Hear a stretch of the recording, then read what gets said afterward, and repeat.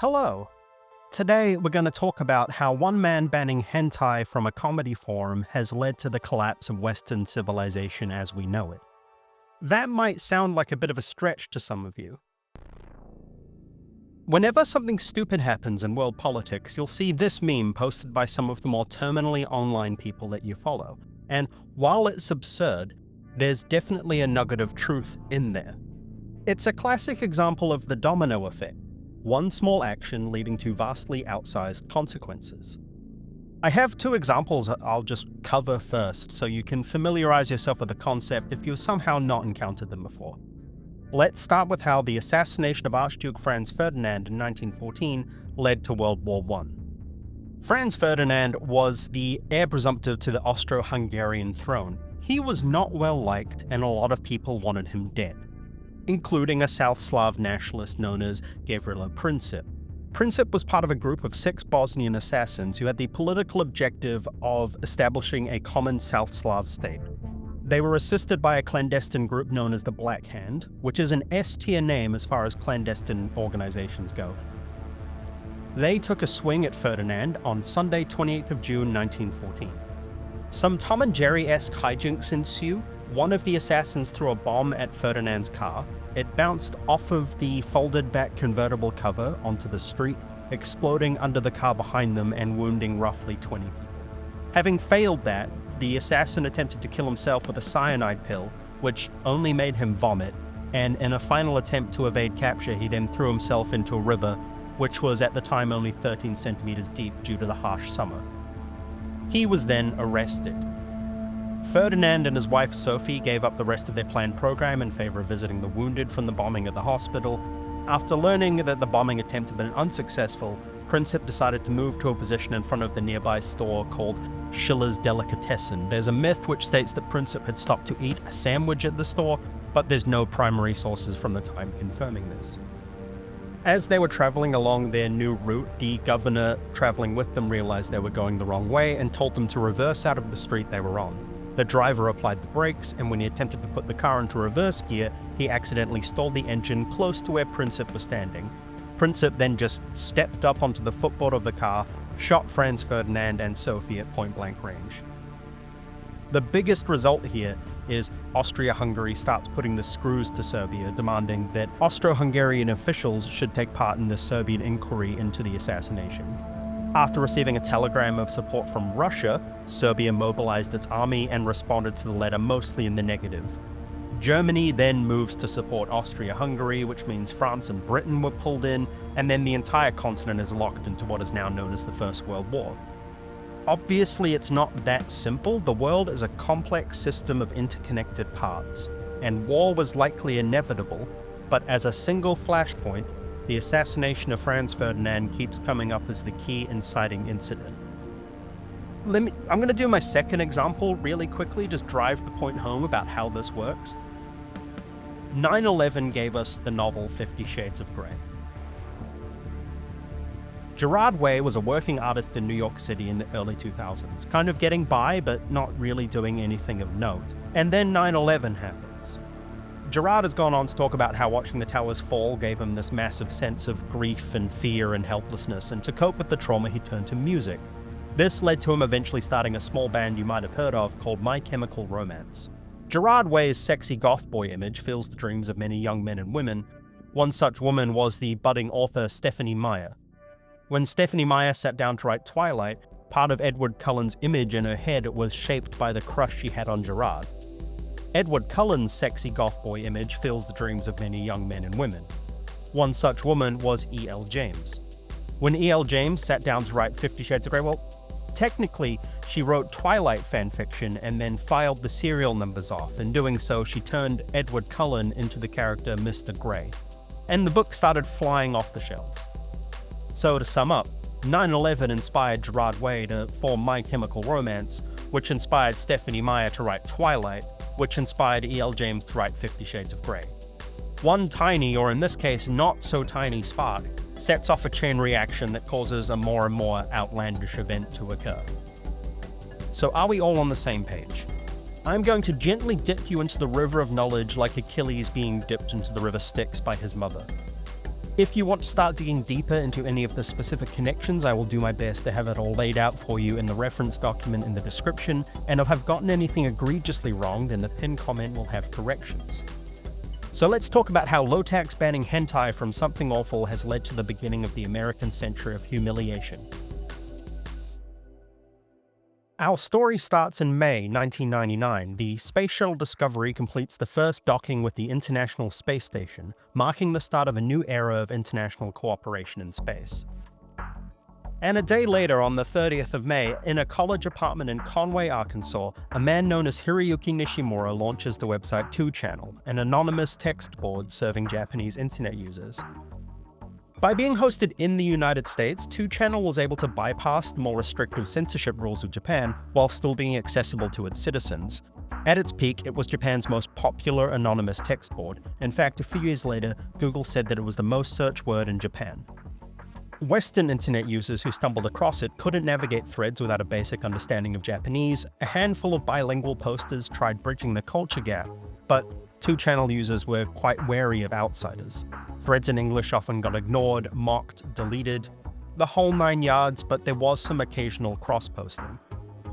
A few months later, Richard Lotax Kiyanka launches a comedy website called Something Awful, and it's all downhill from here. If you've ever been online, there is a near 100% likelihood that your experience has been shaped by something that came out of the Something Awful forums.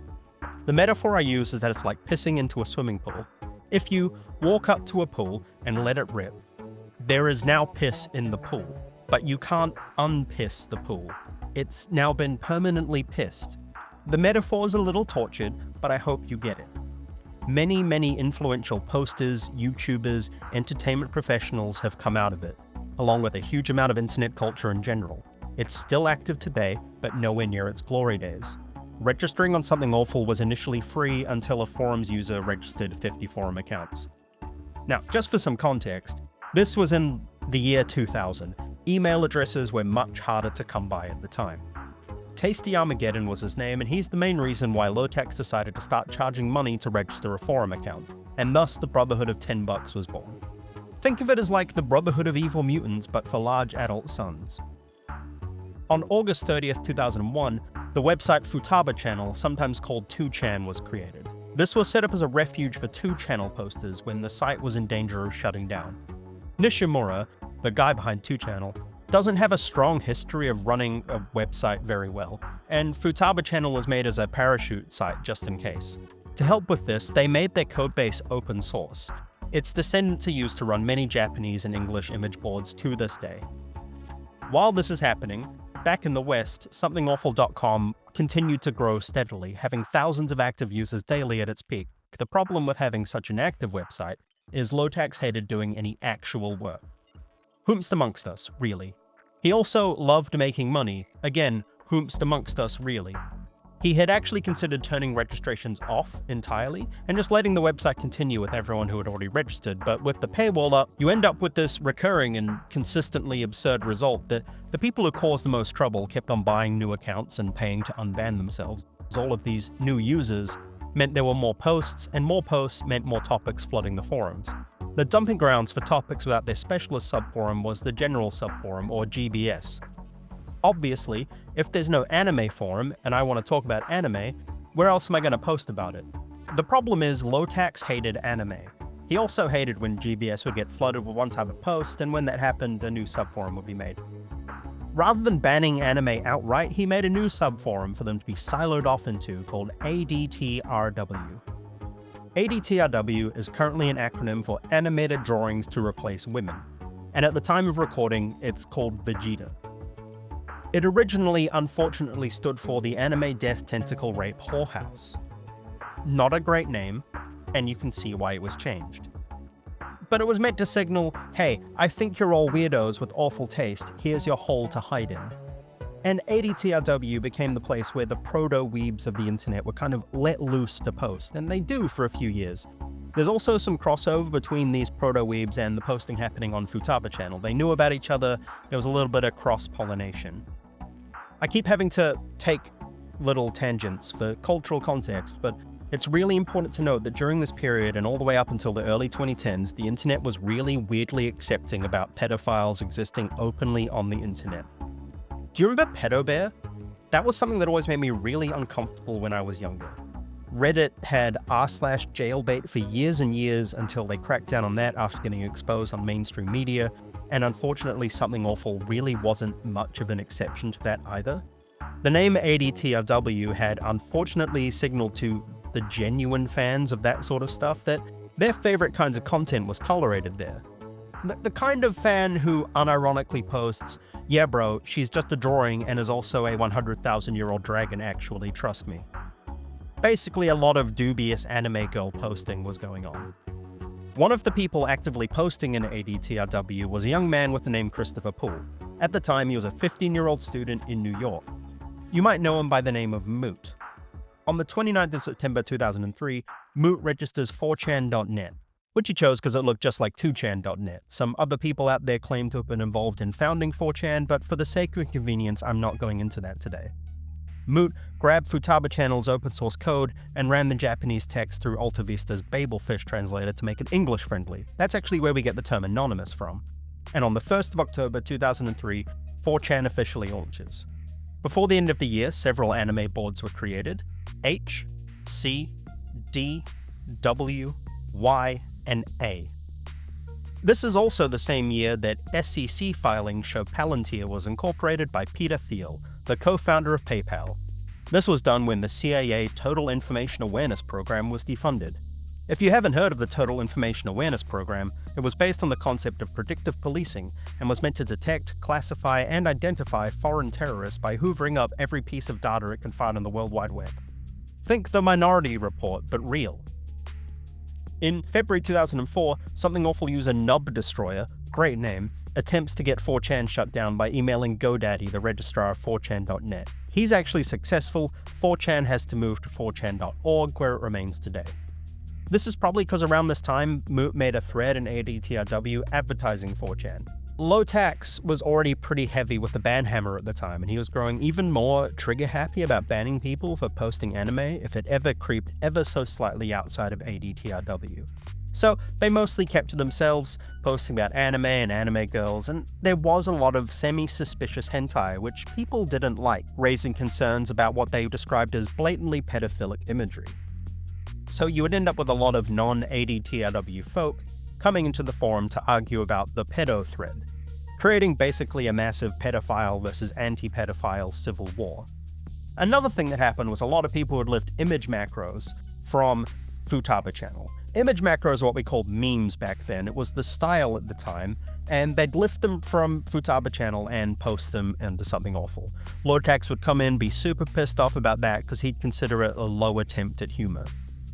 And I agree with him on that one. I don't agree with him on most of his things. He was a wife-beating piece of garbage, but I agree with him on that one. Obviously, all of this starts annoying the ADTRW natives, who don't like being the constant punching bag, and a lot of them start hanging out elsewhere. During this time, a lot of Something Awful forums had off-site places for things that weren't able to happen on the forum, but still that community wanted to happen. So ADTRW's off-site activity took place on a spot called Raspberry Heaven, named after the ending song for the anime Azumanga Daioh. Fun additional fact, Azumanga Daioh is the anime that gave us the term waifu. Lotax's hatred of nuanced moderation eventually led to him placing a blanket site-wide ban on hentai images of a childlike nature. Sure, it might technically be legal, but posting it would now earn you a one-way trip to the Shadow Realm. What this meant was that for the next few months, there was effectively an uneasy truce between ADTRW and the rest of the site. You'd occasionally get the person or two trying the usual "she's not a real child" stuff, and it got bad enough that eventually Lotax had enough and declared a complete and total ban on hentai, effectively saying, fuck it, no more hentai, no more furries, if you post that shit, even in ADTRW, permaban. This kicks off a period known as the pedo cost. If my timing is right, it all starts with a guy named Marshall Banana. Marshall was really popular with the ADTRW crowd, mostly for his massive hentai collection. Unfortunately, he also had a gimmick where he pretended to be a pedophile while also stating that he was going to college to become a kindergarten teacher. It should come as no surprise that some people were really mad about this posting gimmick, and eventually Lotax says something along the lines of, "Find me a reason to ban him, and I will." A different Something Awful forum, known as FYAD, or Fuck You and Die, digs through Marshall's personal server, and eventually they dig up a bunch of suspicious-looking Xenogears hentai. For Lotax, that's enough, considers it a solid smoking gun, and Marshall Banana gets permabanned on August 2004. The next person up against the wall, the next guy to get banned in the pedo course, is a guy named Aubrey Coddle, also known as Cortana. He's better known today as the founder of 420chan and has recently tried to make a bit of a face turn as an ethical hacker. He's also been a more public face of Anonymous. He's also waiting for court dates to occur for breaching his bail conditions and trying to pump and dump an Anonymous-themed crypto coin. Cortana was permabanned on the same day for being Marshall Banana's right-hand man. He was apparently the guy hosting Marshall's Xenogears hentai at least, and the internet does kind of forget he's been able to go on and have a long career, but this is all recorded next to his name in the Something Awful on-site encyclopedia. For a period of 9 months or so, Lotax continues permabanning people off of the forum for various hentai-related offenses.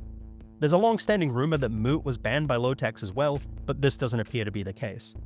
What happens from here is a lot of these banned people, pedophile or not, start flocking to 4chan, and these ex-ADTRW posters and Raspberry Heaven inhabitants and migrants from Futaba channel end up doing what I've dubbed the fusion dance of perverts.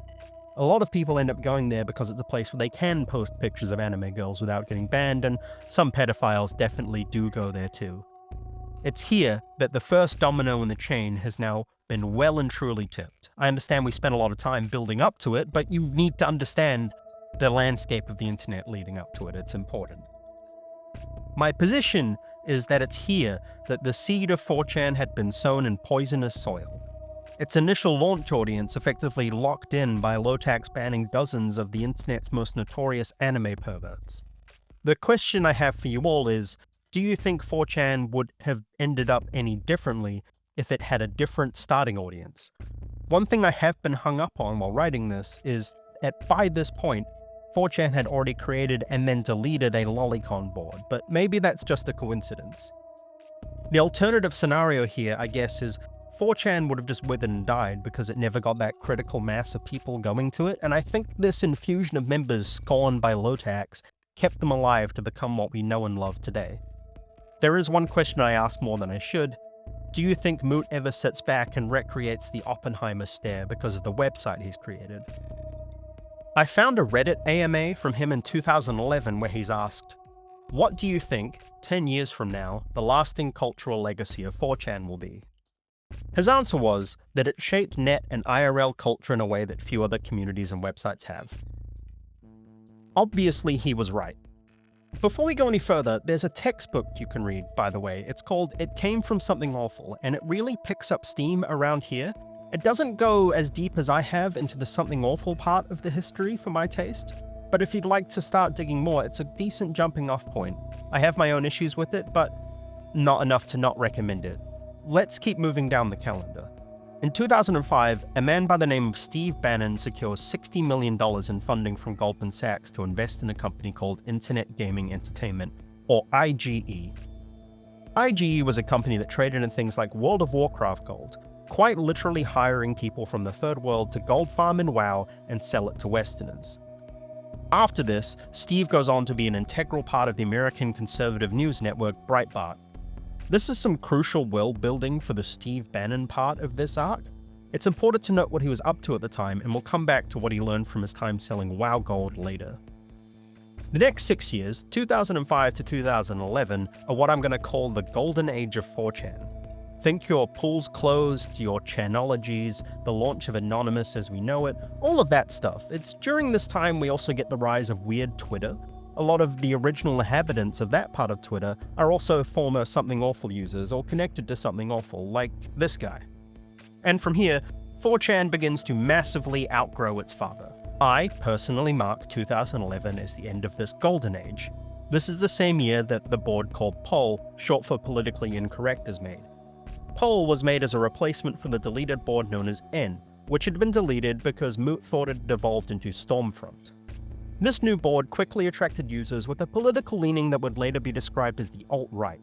a breeding ground for the online right-wingers we know and love today. Going through now to 2012, one of the moderators of Something Awful's politics subforum called Sean Smith, also known as Vile Rat, was killed during the September 11th attack on the US consulate in Benghazi, Libya.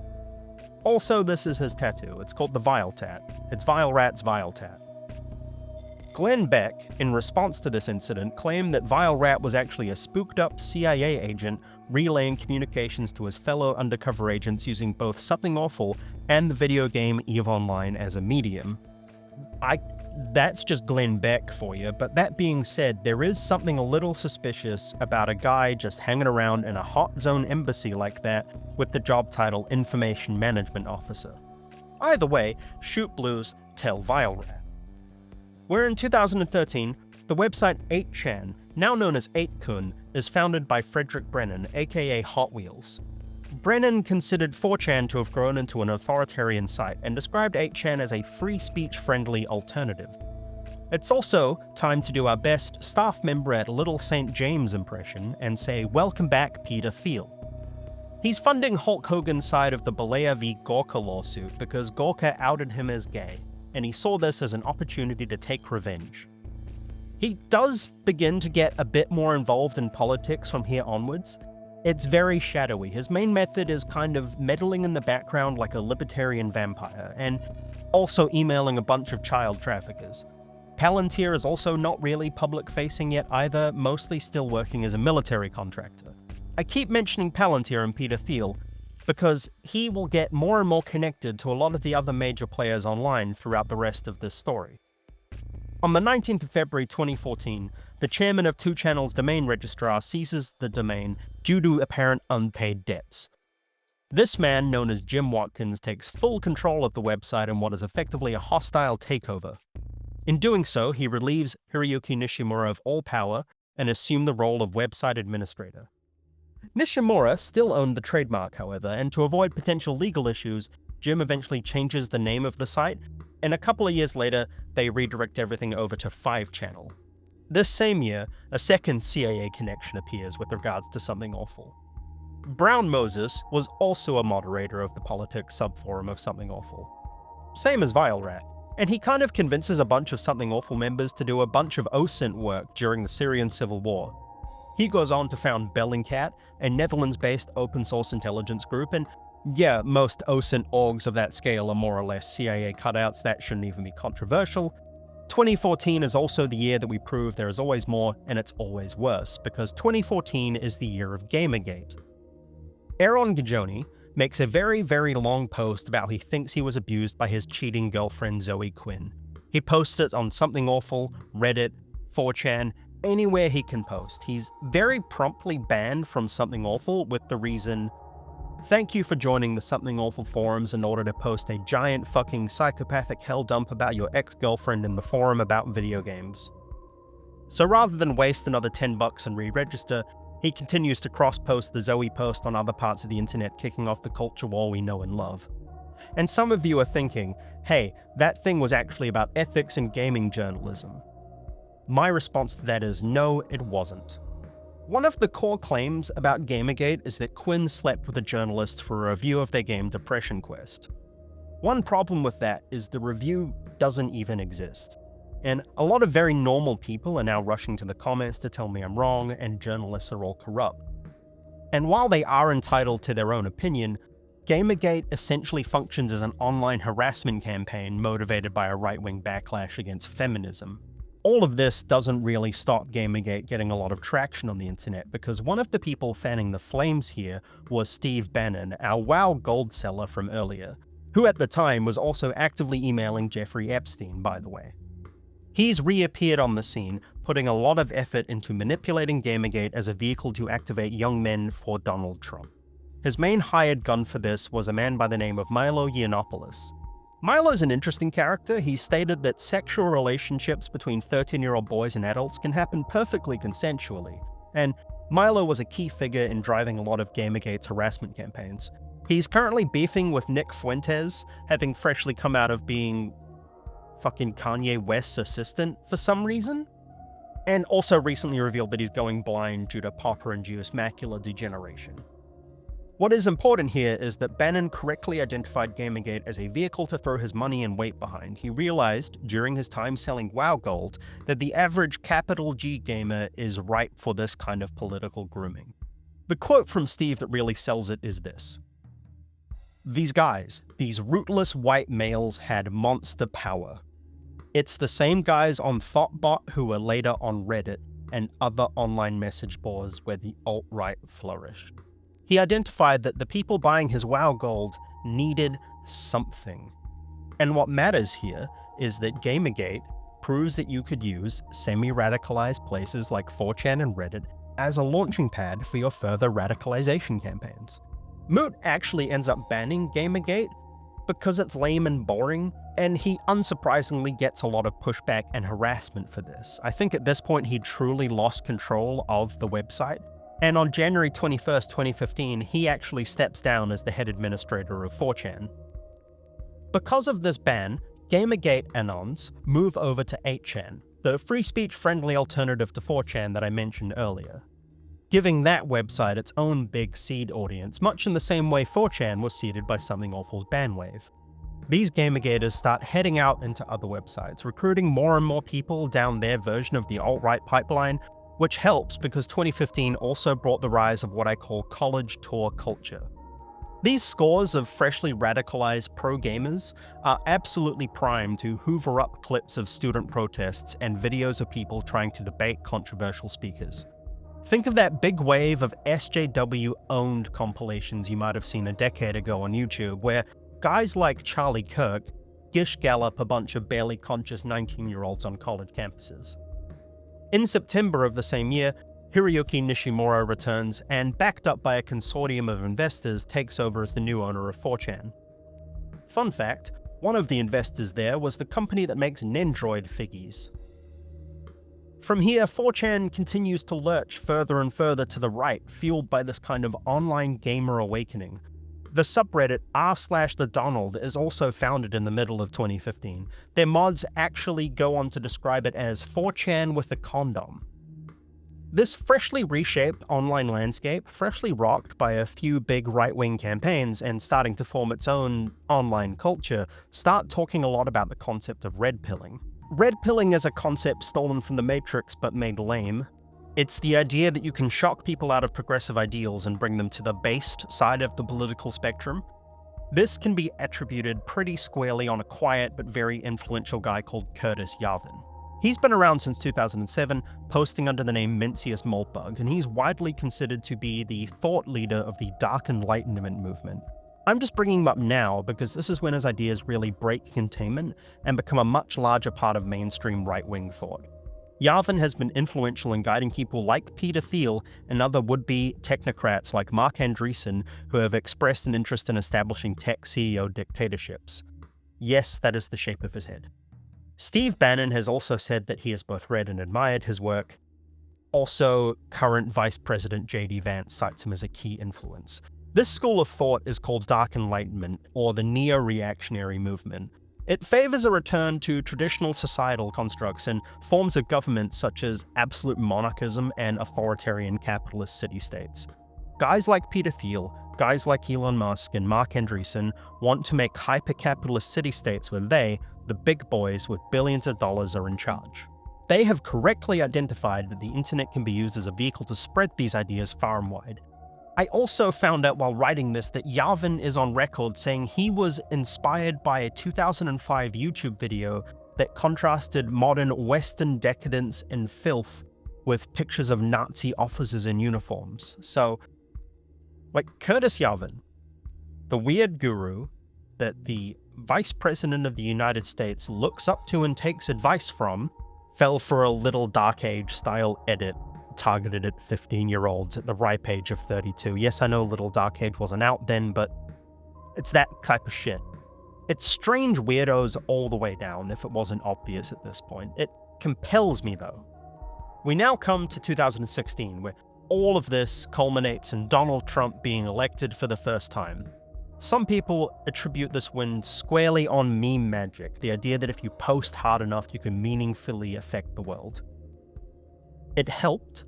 There are dozens and dozens of reasons why Trump wins, but thousands of freshly radicalized gamers making memes calling him God Emperor Trump definitely didn't hurt the campaign, and Hillary Clinton being a completely unsuitable candidate definitely helped too.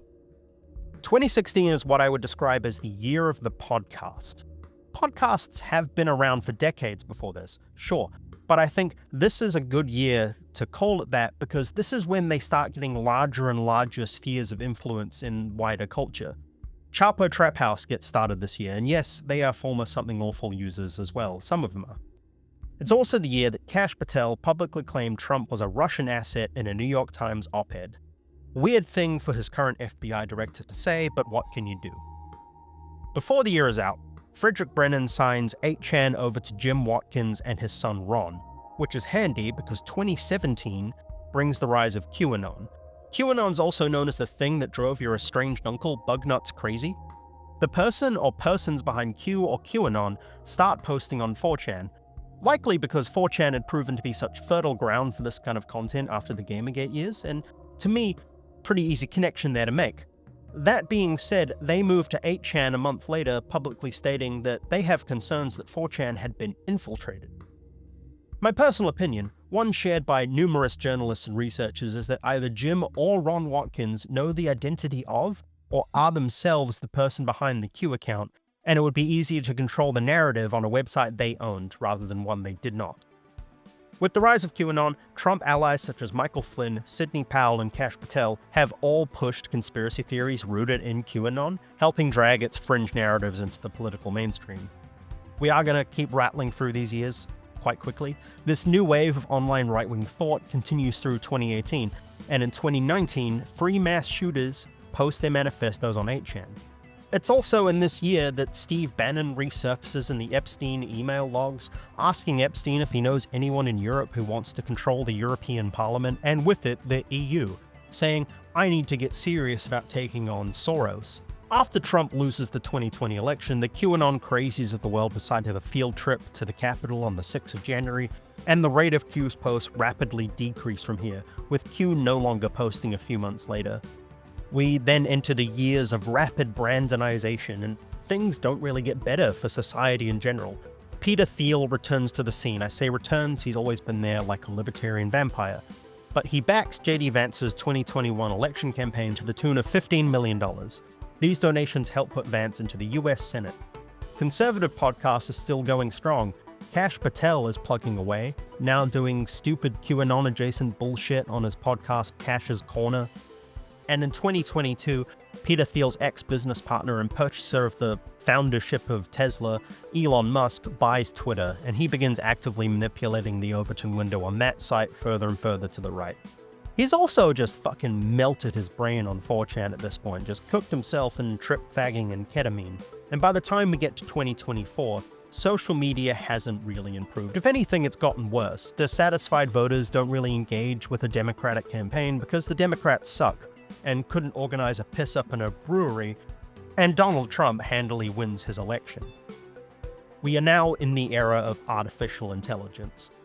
Peter Thiel, Elon Musk, Mark Andreessen, collectively these kind of guys are known as the broligarchs, are investing billions of dollars into AI and data centers. Weirdly, Steve Bannon's against it, thinking the issue will cost Republicans in future elections. And as it stands, the internet has slowly been pushed further and further to the right, either accidentally or deliberately, by billionaires wanting to destabilize the current state of society and consolidate their power. And this movement towards LLMs and AI has a great side effect of allowing them to do this at scale, pushing towards their dark enlightenment ideals, which is obviously a concern for all. Also, every big name in this video is on record as having visited Jeffrey Epstein or emailing him. Deepak Chopra emailed him. Bill Clinton was on the Lolita Express like 17 times. It's across the board. It's pedophiles all the way down. We have multiple podcasters in the administration for some reason, and they all have terrible taste. Look at this official Kash Patel challenge coin. Curtis Yarvin was an informal guest of honor at Trump's inauguration. The neo-reactionary movement has a massive influence in the government. Yarvin's connection with Peter Thiel. I keep mentioning Peter Thiel is important because Thiel's connected to so many other people in this game. Palantir is a little spooky, but 95% of it is still just Salesforce for bombing the wrong color of people. And Peter Thiel has begun hosting private talks about the Antichrist, which is concerning. What I think I can safely say is this. I don't think you would have had the insanely ultra-online MAGA movement we have now being puppeted like a Gundam by the Dark Enlightenment movement without QAnon and the Tea Party giving them their launching platform. QAnon and Tea Party wouldn't have been able to spread as far and as wide as they did without movements like Gamergate, because Gamergate proved you can manipulate online narratives at scale, with 4chan providing the breeding ground for that scale and that new audience. 4chan would not have been that breeding ground that it was if it didn't get shepherded through its initial years by Lotax banning hentai from a comedy forum. Obviously, it's never that simple. The world is a complex system of interconnected parts, but it does make a nice, clean narrative. I will likely do a follow-up on this video to expand on anything I was too brief on, or if there are dozens of questions, drop them in the comments. You can support me on Patreon, watch the video, share it to people. I don't do this full-time. The only thing I'm going to leave you with is this. Don't forget, the internet makes you stupid. Walk into the bank with some shit in your pants, 'cause you had too many crystals and you somehow tried to dance. Walk up to the teller with an awkward grin on your face. Hand over the shitty check to him, and it's time to get paid. But he says he can't cash it, 'cause it's covered in shit. There's no way to sign it, and it's not even legible.